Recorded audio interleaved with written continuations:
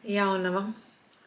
Esi sveicināta manā astroloģijas kanālā, un tātad septembra astroloģiskā prognoze iziesim tā cauri soli pa solim.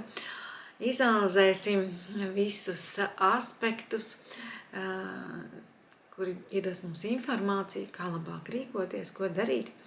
Un jaunavām šis ir īpaši svarīgs mēnesis, jo Saule, Merkurs un jauns mēnesis tātad lielāko daļu notiks tavā zīmē, un Saule un Merkurs tur atradīsies lielāko daļu, un arī Venēra vienā brīdī ienāks jaunavas zīmē un padarīs šo periodu par tādu personīgās atjaunošanās laiku un jaunu sākumu. Es, protams, tevi apsveicu ar tavu dzimšanas dienu un šī jaunā astroloģiskā gada sākumu, un aicinu arī pasūtināt tātad gada prognozi, kas tev vēl labāk ļaus sakārtot savu dzīvi. Bet tagad skatīsimies tātad jaunavu un septembra horoskopu jaunavas zīmei. Šis ir labs laiks tādai personīgās enerģijas uzplaukumam, līdz ar to tu vari sākt jaunus projektus, tu vari aktīvi komunicēt un arī veidot kaut kādas jaunas stratēģijas, kaut kādus jaunus plānus tātad nospraust. Un mēneša beigās vēl vairāk pacelsies šie pašvērtējumi jautājumi un arī radīsies vēlme uzlabot savu finansiālo stāvokli. Iespējams, kāda no jaunavām sāks krāt kādam mērķim. Šeit var saņemt arī kādu dāvanu, kas ir pilnīgi loģisks šajā mēnesī, vai ne? Un tad iespējams arī kādu kolekciju sākt veidot, jo viņš nes tādus spēcīgus, jaudīgus aspektus tavai zīmē. Kāds no tiem var būt arī emocionāli izaicinošs, kas radīs tādus emocionāli izaicinošus brīžus, bet tas noteikti mudinās pārskatīt tavu dzīvi, attiecības, karjeras plānus, dzīves virzienu. Ar sakot, šis mēnesis priekš tevīm patiešām ir nozīmīgs, un apskatīsimies, kā tad jaunavas zīme ietekmē aspekti, kurus es esmu izvēlējusies analizēt šajā mēnesī. Saturns mums kļūst, tātad viņš jau ir retrogrāds un viņš atgriežas Zivju zīmē. Un viņš aicina pārskatīt partneru attiecības. Šeit var atgriezties jautājumi par cilvēkiem no pagātnes, vai arī kaut kādi pagātnes notikumi var uzpeldēt. Tad varbūt kādam nostalģija, kādam patiešām kāda izvēle jāizdara attiecībā uz cilvēkiem no pagātnes. Otrajā datumā Merkurs tavā zīmē veido sekstilu ar Saturnu. Ideāli piemērots laiks, lai kaut ko nopietnu pārdomātu savā dzīvē, sastrukturizētu. Tas var laiks būt arī nopietnām sarunām, līguma slēgšanai, un tātad skaidrs prāts, lai izdomātu, kā es gribu dzīvot. Un trešajā datumā šeit esi piesardzīgāks, ja esi ceļojumos, un varbūt arī kaut kāds saspringtāks brīdis, un īpaši piesardzīgs esi, ja tev ir kaut kādas tiesvedības lietas. Un trešajā datumā tomēr būs tev arī iespēja padziļināt, pievērsties attiecībām, un tu vari atrast arī iedvesmu, un to tu vari meklēt savā radošajā tātad dzīves pusē, vai arī tikpat labi kaut kādos garīgos projektos tu gribēsi iesaistīties, un tavā dzīvē līdztekus tādām materiālām vērtībām var ienākt arī interesi par garīgo dzīves jomu. 5. datumā Mars veidojas kvadrātu ar Jupiteru, un es tev ieteiktu uzmanīties no pārmērīgām vēlmēm, jo tu vari uzņemties vairāk nekā spēsi izpildīt, un tas var tātad radīt tev arī kaut kādas veselības problēmas. Tāpēc esi tāds saprātīgs, dari tikai to jauno, ko tu vari, tos solījumus dod, kurus tu vari izpildīt, jo tas var būt tavas ambīcijas, kuras tev dzīs uz priekšu. 6. datumā šeit var atgriezties kāds vecs profesionāls projekts, bet tikpat labi tu vari pārskatīt arī kādu savu dzīves virzienu. Tur ir visas iespējas iegūt kādu atklāsmi, kaut ko mainīt un darīt citādi. 7. datumā mums ir pilnmēnesis Zivīs un arī tāda mēnesis aptumsums. Par aptumsumiem stāstīšu atsevišķi, bet šeit pateikšu, ka tas ir laiks, kad tu vari domāt par partnerību nākotnē un pieņemt arī priekš sevis kādu lēmumu. Iespējams, ka kādai no jaunavām tas būs arī svarīgs lēmums. 12. datumā ir visas iespējas gan izpausties, gan ceļojumos doties sevi tātad apdāvināt. Te ir lielisks laiks arī darba jomā, profesionālā izaugsmē. Tātad kādu solītī spērt tuvāk saviem sapņiem.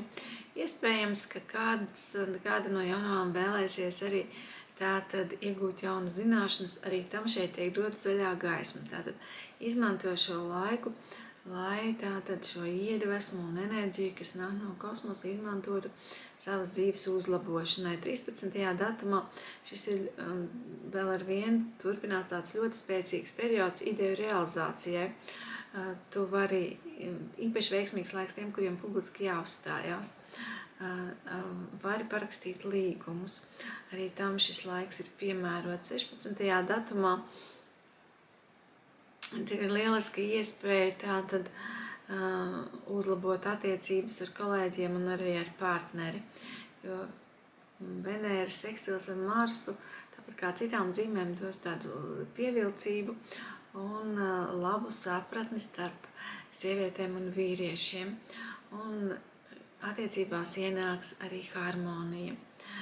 Un 17. datumā esi pacietīga, esi diplomātiska un esi gatava, ka partneris var tevi ierobežot šajā dienā, vai arī viņš to var nedarīt, bet tev var likties. Jā, tev var būt tāda sajūta, tā kā tas stāsts par tevi, par jauno, tev var būt tā sajūta, ka tevi ierobežo. Un tu vari būt pārāk kritiska šajā dienā pret attiecībās ar partneri, tāpēc pacenties nebūt pārāk kritiska. 19. datumā Venēra ieiet tavā zīmē, un tāpēc pieaugs tavs personīgais šarms. Un pieaugs arī tavas iespējas veidot romantiskas attiecības. Ja ir kāds cilvēks, kurš tev tīk, tu vari pirmā izrādīt tātad savu vēlmi iepazīties, spēt pirmo soli, jo tavs tātad personīgais šarms šajā periodā palielinājies, tāpat kā tavu pievilcību. Tu vari arī tātad sabiedrībā cilvēki būs labvēlīgāk noskaņoti attiecībās ar tevi. Bet tieši šajā dienā, 19. datumā, tomēr tā uzreiz nesteidzies pa galvu, pa kaklu mesties kādās jaunās attiecībās, jo šeit veidos viens sarežģīts aspekts, kas mudina mūs būt piesardzīgiem, ceļot tādas sapņu pilis, kurām nav stabila pamata. Un labāk šo dienu izmanto vai ceļojumiem, vai izglītībai, vai kādam radošam projektam. Bet vienmēr tātad labu laiku mums būs tavā zīmē, tev būs visas iespējas izmantot šo laiku, lai veidotu labas attiecības. Un 20. datumā arī nesāt jaunus romantiskus piedzīvojumus, jo šeit pat esošos romantiskos piedzīvojumos, jau esošās attiecībās var būt kaut kādi negaidīti pavērsieni, jo šis novietojums, kas ir planētām 20. datumā, viņš dod tādas emocionālas svārstības. Un šeit var būt pārsteigumi, kuri arī, kuri mums ir, kurus mēs varam uztvert kā krīzi. Tāpēc pacenties šodienu nodzīvot tādu patīkamu līdzsvaru un mieru, akcentējot uzmanību uz savām labākajām īpašībām un uz partneru labākajām īpašībām. 21. datums, jauns mēnesis, atkal tavā zīmē jaunava, tāpēc tas ir tāds, un arī tāds aptums mums arī šeit ir tas tāds spēcīgs mēneša brīdis, viss, kas saistīts ar tiem personīgiem jautājumiem. Tev ir laiks jaunava sākt kaut ko pilnīgi jaunu, ja tu labu laiku par to domā, tad lūk šeit ir tas periods, kad tev to vajadzētu darīt. 22. saule mums iet svaros un uzmanība pāriet tātad uz pašvērtējumu stiprināšanu un uz ienākumu palielināšanu. Un tātad es tev aicinātu arī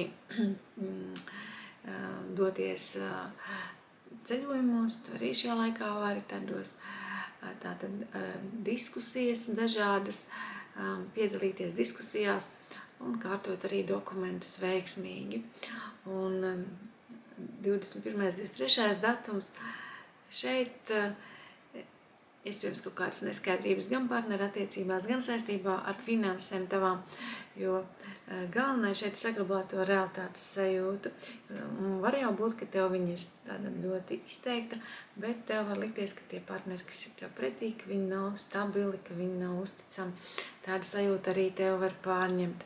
24. datumā savukārt ir iespēja apgūt jaunas mācības, doties ceļojumos vai veikt saziņu ar ietekmīgiem cilvēkiem.